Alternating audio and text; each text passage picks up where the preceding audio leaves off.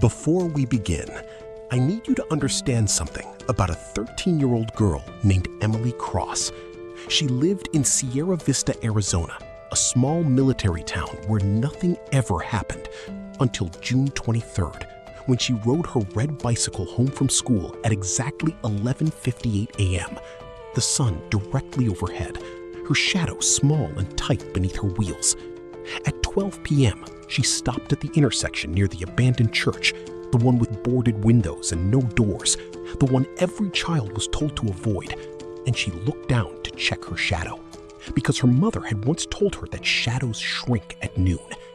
But Emily's shadow was not there. The ground was bright, empty, hot, and her shadow was gone, completely gone, as if someone had erased her from the ground. She looked behind her, confused, and that is when she saw him. A figure standing at the church door, tall, thin, wearing clothes that fit him wrong, like a person suit 2 sizes too large. His face was smooth, no nose, no eyebrows, no hair, just 2 eyes that were too close together and a mouth that hung open like a dark hole that went backward forever. He raised one pale hand and pointed at her. Then he pointed down at the ground where her shadow should have been. Emily looked down again, and her shadow returned instantly. But it was wrong. It was 3 feet longer than it should have been, stretched east toward the church, and it was not attached to her feet anymore. It was standing beside her, separate, like a second person waiting for her to leave. She screamed and rode her bike home so fast she crashed into her own garage, and when her mother ran outside, Emily was standing perfectly still in the driveway, staring at the ground, her body shaking. And her mother saw the shadow too, standing beside Emily, not beneath her. And the shadow raised one hand and waved at the mother before fading back into the concrete. That night, Emily did not sleep. She sat in her bedroom with the lights on, watching her shadow on the wall. And at 3 a.m., her shadow... Emily grabbed her phone and filmed herself saying, "If you find this, don't look at your shadow at noon. Don't. He sees you. And then she stopped because her shadow had stopped moving. It was standing on the wall, perfectly still. And then it raised one hand and pointed at the window.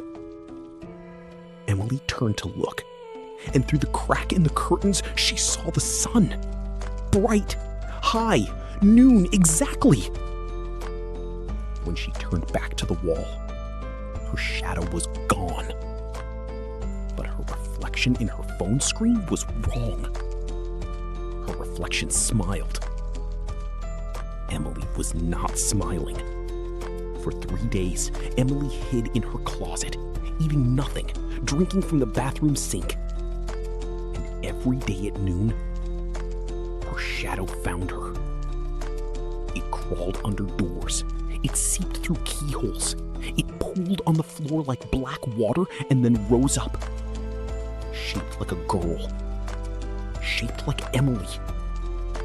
But with eyes that burned white and a mouth that stretched ear to ear. On the 3rd day, Emily's mother broke down the bedroom door and found her daughter sitting in the corner, knees to her chest, rocking back and forth. Emily looked up, and her eyes were normal, but her shadow was not behind her. It was in front of her, standing between Emily and her mother, and it spoke with Emily's voice. "Mom," the shadow said, "I'm not your daughter anymore.